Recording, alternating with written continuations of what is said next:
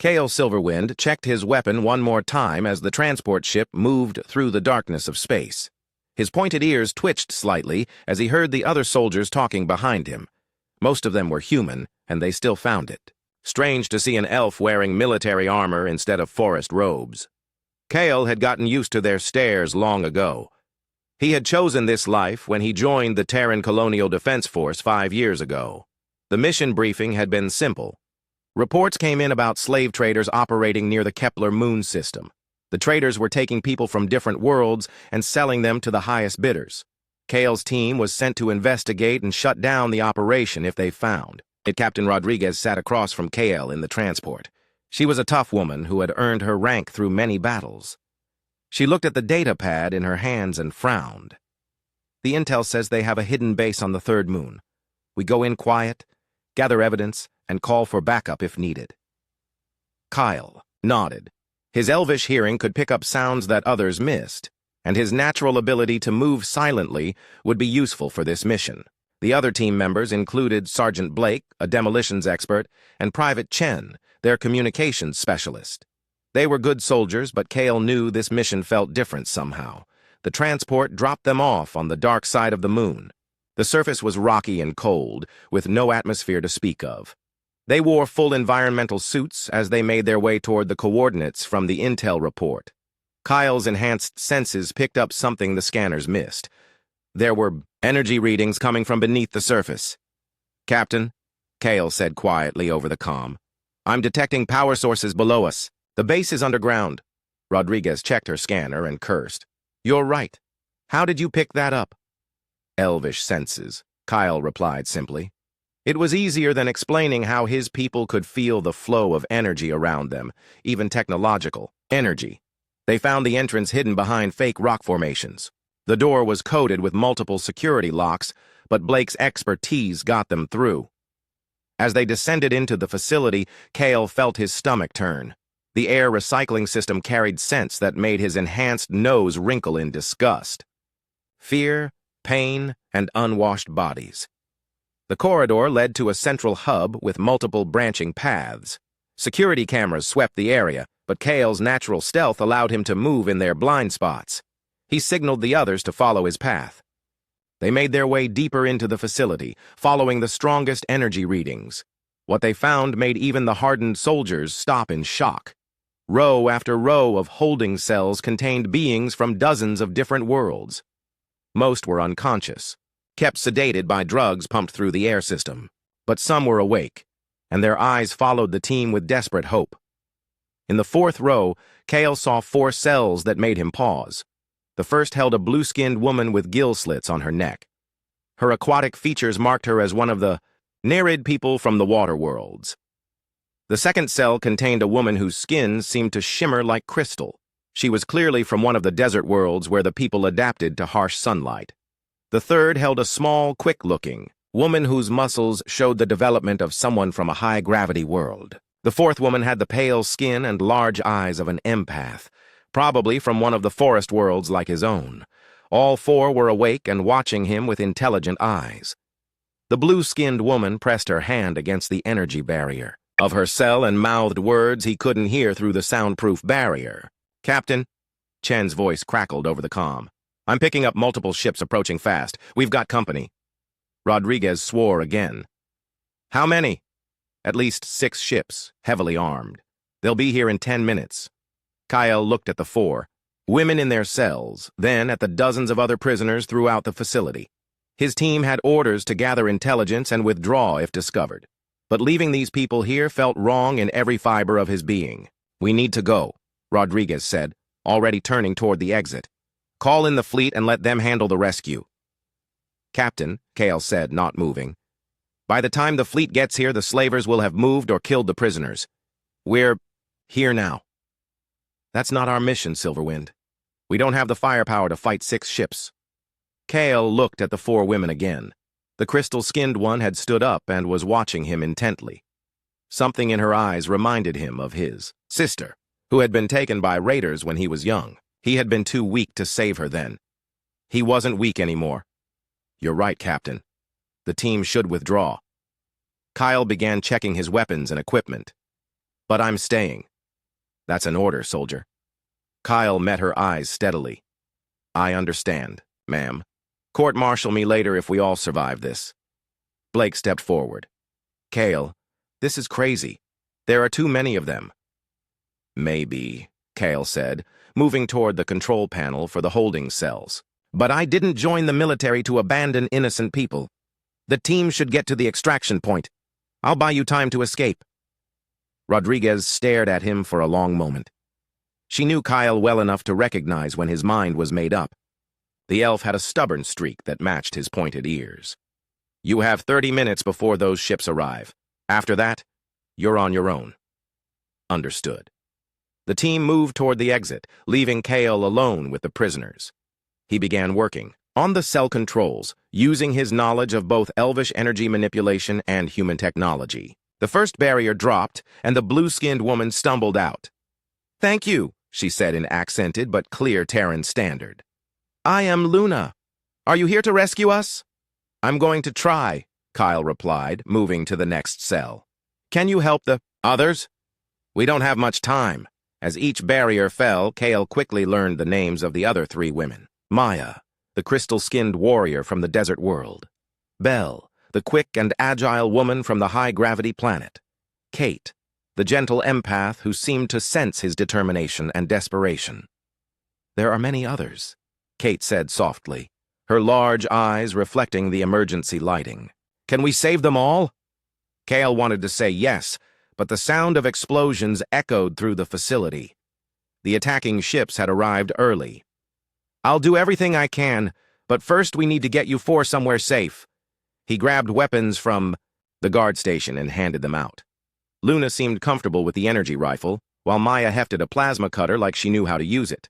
Belle took a small but powerful sidearm, and Kate reluctantly accepted a stunner. The exit is blocked, Kale said, checking his scanner. But there's an emergency tunnel that leads to the mining section. If we can reach the surface there, we might have a chance. As they ran through the corridors, Kale couldn't help but notice how the 4 women moved together naturally, like they had been planning this escape for a long time. They trusted him completely, even though they had just met. That trust made him more determined than ever to get them out alive. The sound of boots in the corridor behind them meant the slavers had found their escape route. Kale turned back toward the sound, raising his rifle. Whatever happened next, he wouldn't let these 4 women be taken again.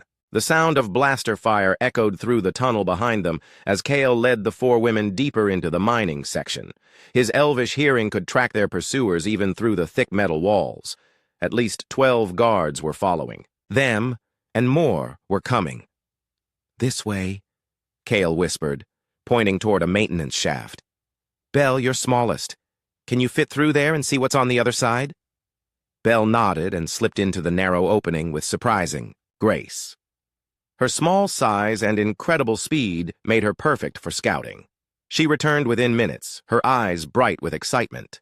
There's an old mining transport on the other side. It looks damaged, but maybe we can fix it. Kyle helped each woman through the shaft, then squeezed through himself.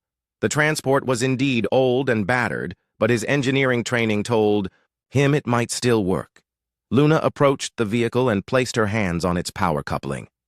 I can feel the energy flow, she said, her blue skin glowing slightly. The main power core is damaged, but not dead. If I can channel my bioelectric energy into it, we might get enough power to start it. Maya examined the hull and shook her head. The armor plating is cracked. This thing won't survive much weapons fire. We don't need it to fight, Kale said, checking the controls. We just need it to get us to the surface. Kate suddenly grabbed his arm, her empathic abilities picking up something the others missed. They're very angry, the slavers, and afraid. They're worried about something bigger than just losing us. What do you mean? Kyle asked. There's fear about someone finding out about this place. Someone important. They're more scared of that than of losing their prisoners. Kyle filed that information away for later. Right now, survival was more important than mysteries. Luna had managed to get the transport's engines humming with power, while Maya used her crystalline skin to reinforce the weakest armor plates by pressing against them and hardening her body like living metal. The transport lurched into motion, just as the first guards broke through into the mining area. Blaster fire sparked off the reinforced hull as Kale pushed the engines to maximum power. The vehicle shot through the mining tunnels toward the surface access point. "Hold on!" Kale shouted as he took a sharp turn. Belle, with her enhanced reflexes, helped steady Kate and Luna while Maya braced herself against the wall. They burst through the surface access into the harsh light of the Kepler system's distant sun. The transport's old sensors immediately picked up the slaver ships in orbit above them. 6 heavily armed vessels formed a search pattern around the moon. "They're scanning for us," Kyle said, checking the readings. "This transport doesn't have enough power to break orbit, and even if it did, those ships would blast us before we got halfway to space. So what do we do?" Luna asked. Kale studied the surface around them. The moon was covered in old mining equipment and abandoned facilities. His military training kicked in as he spotted something useful. There, he pointed to a structure about 2 kilometers away. "That's an old orbital launcher. The miners used it to send processed materials up to the stations.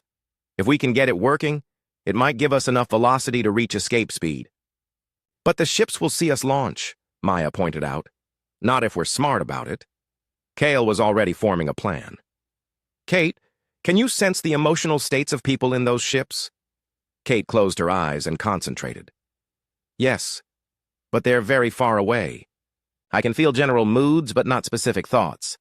"That's enough." "Belle, how fast can you move across broken ground?" "Fast enough to keep up with this transport, even at full speed." "Good. Luna, can your bioelectric abilities interfere with electronic systems?" "If I'm close enough? Yes. But it drains me quickly." Kale smiled for the first time since the mission began. "I have an idea, but it's going to be dangerous. We're going to split up." The plan was risky but simple. Kyle would take the transport toward the launcher while making as much noise as possible to draw attention. Meanwhile, Belle would use her speed to circle around to the old communication array on the far side of the moon. Luna would go with her to overload the array's power systems, creating a massive electromagnetic pulse that would temporarily blind the ship's sensors. Maya and Kate would go with Kale to the launcher. Maya's warrior instincts would be useful if they ran into ground forces, and Kate's empathic abilities would help them avoid ambushes. "This is crazy," Luna said as they prepared to separate. "We just met you, and you're risking everything to save us." "You're not prisoners anymore," Kale replied simply. "You're people who deserve to be free." The 4 women exchanged glances. Something passed between them that Kale didn't fully understand, but he could see they had made some kind of decision. "We stay together after this," Maya said firmly. "All of us. If you get us off this moon, we don't just go back to our old lives and forget what you did."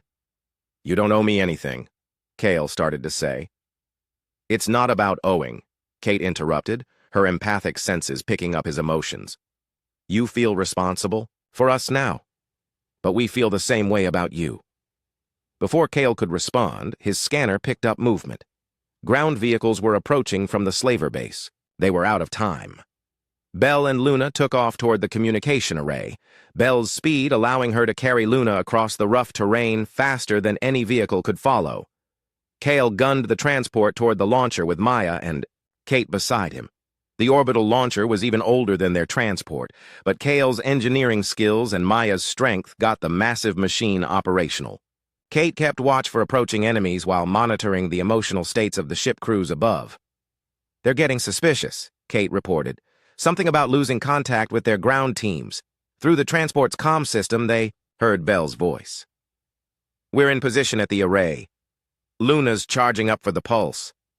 "Wait for my signal," Kyle said, making final adjustments to the launcher. The machine would only work once before burning out, so they had to time everything perfectly. The ground vehicles appeared on the horizon, racing toward their position. Kale could see armed soldiers preparing to dismount. Above them, the slaver ships had begun to descend, obviously planning to provide air support. "Now would be good," Maya said, her skin beginning to crystallize in preparation for battle. Kale made one last check of the launcher's systems. Everything was as ready as it could be. "Belle, Luna, execute the pulse in 10 seconds. Kate, Maya, get in the launch pod." "What about you?" Kate asked. "Someone has to operate the launcher manually. I'll be right behind you." Kate's empathic abilities immediately detected his lie. He was planning to stay behind to make sure the launcher worked, even if it meant he couldn't escape himself. "No," Maya said flatly, grabbing his arm with her crystalline grip. "We all go together or no one goes." Before Kale could argue, Belle's voice came over the comm. "Pulse in 3, 2, 1, now." The sky lit up with electromagnetic energy as Luna overloaded the communication array. Every electronic system on the moon's surface flickered, and the slaver ship's sensor arrays went dark. In that moment of blindness, Maya literally threw Kale into the launch pod and jumped in after him. The orbital launcher fired with a roar that shook the entire moon. The pod shot into space at incredible speed, its momentum carrying it past the confused slaver ships before their sensors could recover. But something was wrong. The pod's navigation system had been damaged by the electromagnetic pulse. Instead of heading toward the nearest inhabited system, they were falling toward the moon's asteroid field. Kale worked frantically with the controls as the four women watched space spin around them through the small viewport. "Can you fix it?" Luna asked. "Maybe," Kale said, sweat beading on his forehead. "But we're going to crash land somewhere in the asteroid field. I can't control where." "Then we survive together," Belle said simply. As their pod tumbled toward an unknown fate, Kale realized these four women had somehow become the most important thing in his life. Whatever happened next, he would do everything in his power to keep them safe. The escape pod crashed into the surface of a small asteroid with a bone-jarring impact that left everyone stunned for several minutes. Kyle was the first to recover, his elvish constitution helping him shake off the effects faster than the others. He quickly checked each woman for injuries while scanning their surroundings through the pod's cracked viewport. "Everyone alive?" he asked, helping Kate sit up. The empath's large eyes were unfocused, probably overwhelmed by the emotional trauma they had all just experienced. "I think so," Luna replied, her blue skin flickering with weak bioelectric patterns. The electromagnetic pulse she had generated had drained her more than she had admitted. Maya was already moving, her crystalline skin reflecting the strange light from the asteroid field's distant stars. "The pod's communications are dead, and the hull is cracked in 3 places." Belle checked the emergency supplies with her quick, efficient movements. "Food for maybe 5 days. Water for 3 if we're careful. No environmental suits." Kyle felt a cold weight in his stomach. The asteroid they had crashed on had a thin atmosphere, breathable but barely. The temperature readings showed it would drop to deadly levels when they moved into the shadow of the larger asteroids. "We need shelter," he said, looking at the barren landscape around them. "And we need to find a way to signal for rescue." "What, about the slavers?" Maya asked. "Won't they be looking for us?" As if summoned by her words, bright lights appeared in the sky above them. Ship engines, moving in a search pattern through the asteroid field. Kate gasped and pressed her hands to her temples. "They're very angry," she whispered, "and determined. The emotional signature is getting stronger. They're not giving up." Kale helped everyone out of the damaged pod and led them toward a cluster of rocks that might provide cover. As they moved, he noticed how naturally the four women stayed close to him, as if his presence made them feel safer. The responsibility of that trust weighed heavily on his shoulders. They found a shallow cave formed by overlapping asteroid fragments. It wasn't much, but it would hide them from the searching ships and provide some protection from the cold. As they settled in to wait, Luna moved closer to Kyle. "Why did you really stay behind to save us?" she asked quietly. "Your captain was right. It wasn't your mission." Kyle was quiet for a long moment, watching the ships continue their search pattern above. "I had a sister once. Slavers took her when I was young. I was too weak to stop them then." "What happened to her?" Kate asked, her empathic abilities picking up the old pain in his emotions. "I never found out. By the time I was old enough and strong enough to search for her, the trail was cold." He looked at each of them in turn. "I couldn't let the same thing happen to someone else, not when I had the power to stop it." Maya's crystalline features softened. "Your sister would be proud of what you did today." "We all would have died in those cells without you," Belle added, her usual quick energy subdued by the seriousness of their situation. The searching ships passed overhead again, their lights sweeping across the asteroid's surface. This time, one of them slowed and began descending toward their location. "They found the pod," Kyle said, checking his rifle's power levels. "We need to move." They left the cave and began working their way across the asteroid's broken surface. Belle's speed and agility made her an excellent scout, while Maya's hardened skin protected her from the sharp rocks. Luna used her bioelectric abilities to sense the energy signatures of the searching ships, and Kate monitored the emotional states of their pursuers. "There are more ships coming," Kate reported after they had been moving for an hour. "I can feel the crew emotions from at least 10 different vessels. They're bringing in reinforcements." "This is bigger than just recovering escaped slaves," Kale realized. "They're treating this like a military operation." They found another hiding spot in a deep crevice between two large rocks. As they caught their breath, Luna shared something that had been bothering her. "While I was in that cell, I overheard the guards talking. This wasn't just a slave trading operation. They were collecting specific people for someone, people with special abilities." "What kind of abilities?" Kale asked. "Like ours," Maya said grimly. "Luna's bioelectric powers, my crystalline adaptation, Belle's enhanced speed and reflexes, Kate's empathic abilities. They weren't planning to sell us to random buyers." Kate nodded, her eyes wide with fear. "The emotions I sensed from the slavers included excitement about a big payment. Someone very important wanted us specifically." Kale felt pieces of a larger puzzle clicking together in his mind. "That's why they're spending so much effort to recapture you. You're not just valuable cargo. You're part of something bigger."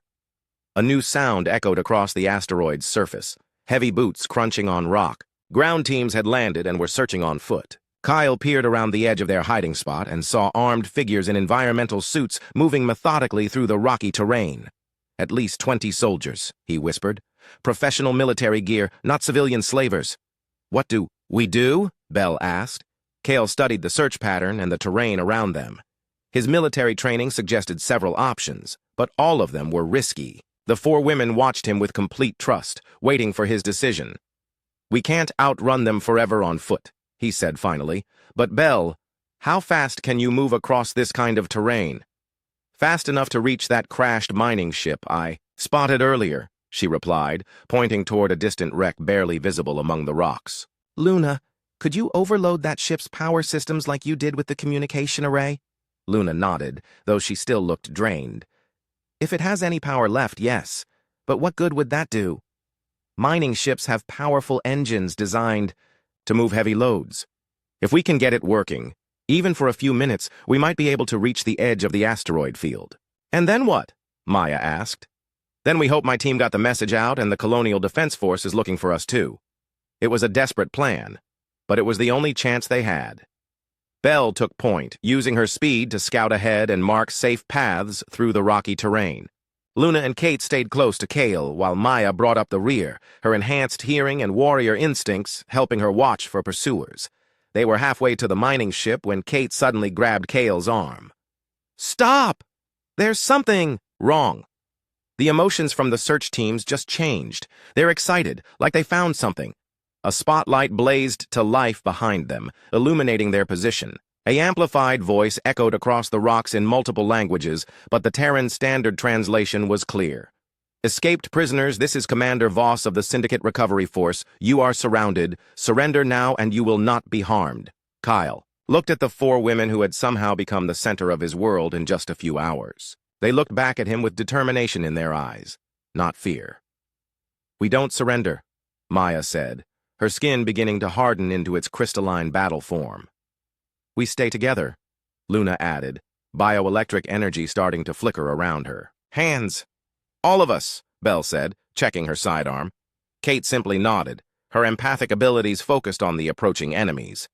Kale smiled despite their desperate situation. These 4 remarkable women had chosen to trust him with their lives. Now he had to prove worthy of that trust. "Then we fight our way to that ship," he said, raising his rifle. "Stay close, stay alive, and whatever happens, we don't let them take us." The first blaster shots lit up the asteroid's surface as the real battle began. The mining ship turned out to be a trap. As soon as they reached it, Kale realized the Syndicate forces had herded them there on purpose. The old vessel was surrounded on 3 sides by steep rock walls, with only one way in or out. Commander, Voss had been playing a game of chess with them, and they had just walked into checkmate. "It's a trap," Maya said, stating what they all already knew. Her crystalline skin was fully hardened now, reflecting the harsh lights from the Syndicate ships that had moved into position above them. "I know," Kyle replied, checking the mining ship's hull for weak points they could use for cover. "But we're here now, so we make the best of it." Bell had already scouted the ship's interior with her incredible speed. "The main power core is dead, but there are some defensive systems that might still work, and the hull is thick enough to stop most small arms fire." Luna placed her hands on the ship's external power coupling and closed her eyes. "There's still some energy in the backup systems. Not much, but maybe enough to power the shields for a few minutes." Kate was monitoring the emotional states of their enemies, her face pale with concentration. "They're confident but cautious. They don't want to damage us if they can avoid it. We're worth more alive than dead to whoever hired them." Cale felt a cold clarity settle over his mind. His military training, his elvish instincts, and his desperate need to protect these 4 women all focused into a single purpose. They were outnumbered at least 50 to 1, trapped in a dead-end position, with limited ammunition and no hope of rescue. It should have been hopeless. Instead, Cale found himself smiling. "Commander Voss," he called out, his voice carrying across the rocky terrain. "I want to make you an offer." "I'm listening," came the amplified reply. "Let the women go, and I'll surrender myself. You can tell your employer that they escaped during the fighting." "No," all 4 women said at exactly the same time. "Kyle," Luna said, moving closer to him, "we already told you. We stay together." "This isn't your fight," he insisted. Maya laughed, a sound like crystal chimes in the asteroid's thin air. "You made it our fight when you chose to save us. You don't get to sacrifice yourself now and leave us behind." "Your offer is declined," Commander Voss announced. "We want all 5 of you alive. You have 10 minutes to surrender before we come in after you." Bell was already moving, her enhanced reflexes allowing her to set up defensive positions around the mining ship. "The good news is they can't use heavy weapons without risking damage to us. The bad news is they don't need to. They can just wait us out." Kyle studied their situation with his tactical training. The mining ship's hull would provide cover, but only for a limited time. Once the Syndicate forces got close enough, they could use stunning weapons or gas to incapacitate everyone without causing permanent harm. "Luna," he said suddenly, "how much power would you need to overload this entire ship?" "All of it," she replied without hesitation. "And it would probably kill me in the process." "That's not happening," Kate said firmly, her empathic abilities picking up Cale's desperate plan. "There has to be another way," Maya added. Cale was about to argue when his comm unit crackled to life. Static filled the channel for a moment, then a familiar voice came through. "Kyle, this is Captain Rodriguez. If you can hear this, we're coming. Hold position for 15 more minutes." Hope flared in Kyle's chest, but it was immediately dampened by reality. 15 minutes might as well be 15 hours given their current situation. "You heard that?" he said to the others. "We just need to survive for a quarter hour." The Syndicate forces had apparently heard the transmission too, because their approach suddenly became much more aggressive. Soldiers in environmental suits began advancing on their position from multiple directions, using the rocky terrain for cover. "Here they come," Bell announced, taking aim with her sidearm. The battle that followed was unlike anything Cale had experienced in his military career. The 4 women fought with a coordination that seemed impossible for people who had just met. Luna used her bioelectric abilities to overload enemy weapons and equipment. Maya positioned herself at the most dangerous points, her crystalline skin, deflecting energy blasts that would have killed anyone else. Bell moved like lightning, appearing wherever she was needed most, her enhanced reflexes making her nearly untouchable. Kate used her empathic abilities to predict enemy movements and warn the others of incoming attacks, and somehow, impossibly, they held their ground. Kyle found himself fighting not just as a soldier, but as part of something larger. Every move he made was anticipated and supported by the women around him. When his rifle ran out of power, Maya tossed him a weapon she had taken from a fallen enemy. When a group of soldiers tried to flank their position, Bell was already there to stop them. When his elvish hearing picked up the sound of approaching reinforcements, Kate confirmed their numbers and direction through her empathic senses. "Kale," Luna called out during a brief lull in the fighting. "The ship's power core is responding to the energy discharges around us. I think I can get the defensive shields working." "Do it," he replied, providing cover fire as she worked. The mining ship's ancient shield generators hummed to life, creating a protective barrier around their position. It wouldn't last long, but it gave them a moment to catch their breath.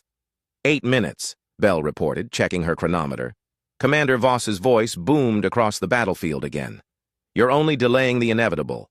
My employer is very patient, and we have all the time in the galaxy." "Tell your employer," Kale shouted back, "that some things aren't for sale." More Syndicate soldiers moved into position, their numbers seeming endless.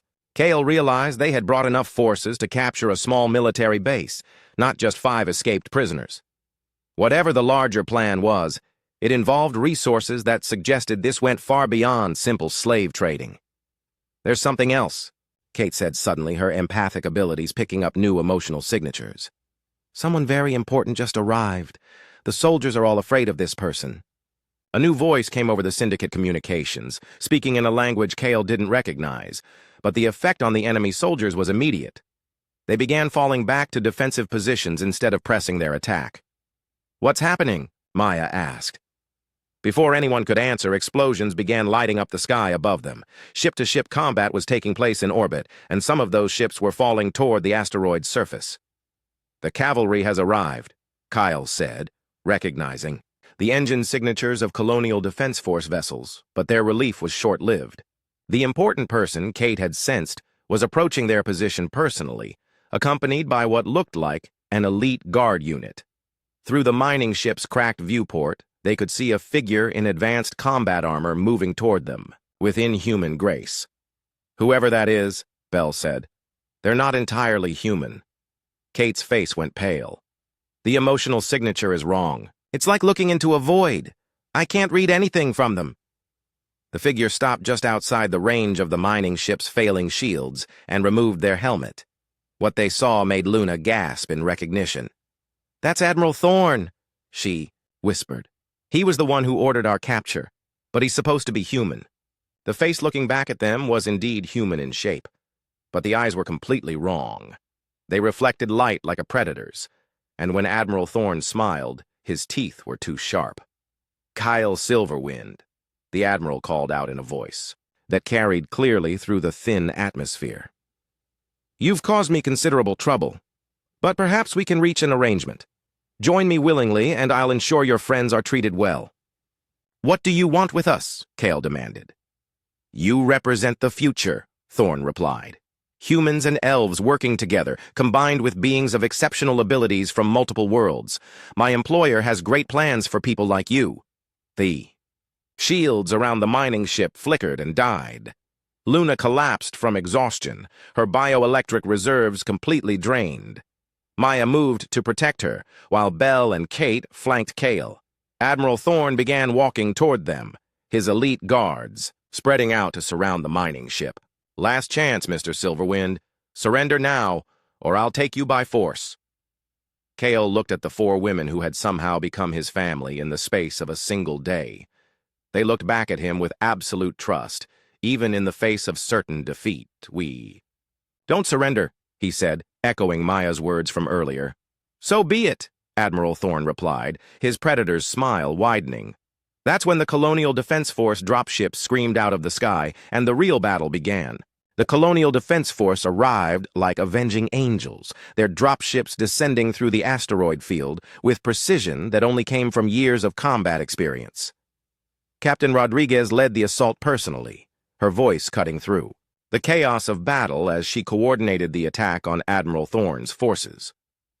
Kale had never been so happy to hear weapons fire in his life. The Syndicate soldiers, caught between the mining ship and the incoming CDF forces, found themselves in an impossible tactical position. Within minutes, the tide of battle had turned completely. Admiral Thorne, however, seemed unconcerned by the arrival of reinforcements. His predator's eyes focused on Kale with an intensity that made the elf's skin crawl. "This changes nothing," Thorn said, his voice carrying easily over the sound of combat. You cannot protect them forever, Silverwind. My employer has resources that span multiple galaxies. We will find them eventually. Then you'll have to go through me first, Kale replied, stepping protectively in front of the four women. Thorn laughed, a sound like breaking glass. You still don't understand, do you? You're not their protector. You're their target. Everything that has happened was designed to bring you specifically to our attention. Kate gasped, her empathic abilities suddenly overwhelming her with a flood of new information. He's telling the truth. The emotions around him changed when he said that. This was all planned. What are you talking about? Maya demanded, her crystalline skin hardening into battle mode. An elf who abandoned his people's traditions to embrace human technology, Thorn explained, slowly walking closer, despite the ongoing firefight around them. A bridge between two species that have rarely cooperated in the past, and now bonded to four exceptional beings from different worlds, each with abilities that complement your own. Belle moved to flank the Admiral, her enhanced speed allowing her to circle around his position. You're saying we were bait? You were the catalyst, Thorn corrected. Your capture was designed to bring out Mr. Silverwind's protective instincts. His rescue of you was intended to create the emotional bonds that now exist between all of you. Luna struggled to her feet, still weak from overusing her bioelectric abilities. But why? What could anyone want with the five of us? Admiral Thorn's smile became even more predatory. Because together you represent something new, a multi-species team with capabilities that exceed the sum of your individual parts. My employer collects unique things, and you are perhaps the most unique collection in the known galaxy. Kale felt a cold weight settle in his stomach. Everything they had been through, every choice he had made, had been manipulated by someone with resources and patience beyond imagination. Who is your employer? He asked. Someone who has been watching the development of intelligent species for a very long time, Thorn replied. Someone who understands that the future belongs to those who can transcend the limitations of single species, thinking. The battle around them was winding down as the CDF forces systematically eliminated the Syndicate soldiers. But Admiral Thorn seemed unconcerned, as if he had expected this outcome all along. The interesting question, he continued, is what happens now. Will you try to return to your separate lives, pretending that the bonds formed in crisis don't mean anything? Or will you embrace what you have become together? Captain Rodriguez approached their position with a squad of Marines, her weapon trained on Admiral Thorn. Admiral, you're under arrest for slave trading, kidnapping, and attacking Colonial Defense Force personnel. Thorn raised his hands in mock surrender. Of course, Captain. I submit to your authority. His predator's eyes never left Kale's face. But ask yourself this, Mr. Silverwind. Now that you know the truth, will you be able to let them go? And more importantly, will they be able to let you go? As the Marines moved to restrain Admiral Thorn, Kale looked at the four women who had somehow become the most important part of his life. Luna, exhausted but determined. Maya, still in her protective crystalline form. Belle, vibrating with nervous energy and ready for anything. Kate, her large eyes reflecting depths of emotion that her empathic abilities made her feel more intensely than anyone else. He's right about one thing, Kate said softly, her empathic powers picking up the complex emotions swirling between all of them. What we have together is real, no matter how it started. Captain Rodriguez approached Kyle as the prisoners were being secured. Son, we need to debrief you on everything that happened here. And these four women will need to be processed and returned to their homeworlds. Returned? Luna asked, the word carrying a note of panic. That's standard procedure for rescued civilians, Rodriguez explained. We'll arrange transport back to your planets of origin as soon as possible. The four women exchanged glances, and Kale could see the same thought in all their eyes. After everything they had been through together, the idea of separating felt wrong on a fundamental level. Captain, Kale said carefully, what if they don't want to go back? Then that's their choice, Rodriguez replied. But they'll need sponsors and work visas to stay in colonial space. It's a complicated process. Maya stepped forward, her crystalline features catching the light from the CDF ships. What if we wanted to join the Colonial Defense Force? Rodriguez looked surprised. That's highly unusual. Cross-species military service requires extensive background checks, psychological evaluations, and specialized training. We've already been through specialized training, Bell said with a slight smile. Combat situation, live-fire exercise, team coordination under extreme stress. Luna nodded, still weak but determined. We work well together, all of us. Kate simply looked at Kale with her large, expressive eyes. We want to stay with you. All of us, if you'll have us. Kyle felt something tight in his chest loosen for the first time since the mission began. Are you sure? Your homeworlds, your families were lost to us the moment we were captured, Maya said firmly. You gave us something new, a purpose, a family. We're not going to throw that away. Captain Rodriguez looked at the five of them standing together and shook her head with amazement. I've never seen anything like what you accomplished down here. 1 elf and 4 civilians held off a force that should have overwhelmed you in minutes. We're not just 1 elf and 4 civilians anymore, Bell said. We're a team. 6 months. Later, Kale stood on the bridge of the CDF vessel Starfire, watching his 4 teammates prepare for their latest mission. Luna had become the ship's senior systems engineer, her bioelectric abilities making her invaluable for repairs and modifications. Maya served as head of security, her warrior instincts and protective nature making her perfect for the role. Bell worked in reconnaissance and intelligence, her speed and agility allowing her to gather information that others couldn't reach. Kate had joined the diplomatic corps, her empathic abilities helping negotiate peaceful solutions to conflicts, and they all lived and worked together, the bonds forged in crisis having grown stronger with time. Incoming transmission from command, Luna reported from her engineering station. We're being assigned to investigate reports of illegal experimentation on the Outer Rim. Sounds familiar, Maya said dryly. Bell was already pulling up star charts and tactical information. Long-range reconnaissance mission, extended deployment, just the 5 of us. Kate smiled, her empathic abilities picking up the anticipation and contentment from all of them. Together? Always together, Kale confirmed. As the Starfire jumped to hyperspace, carrying them toward their next mission, Kale reflected on how Admiral Thorne had been both right and wrong. Their enemy had succeeded in bringing them together through manipulation and careful planning. But what that enemy had failed to understand was that the bonds formed through shared sacrifice and mutual protection couldn't be controlled or used. They had chosen each other, and that choice had made them stronger than any single individual could be alone. The 5 of them had found something that transcended species, homeworlds, and individual limitations. They had found family, and in a galaxy full of dangers and wonders, there was no force more powerful than people who had chosen to stand together, no matter what the cost. The adventure was just beginning.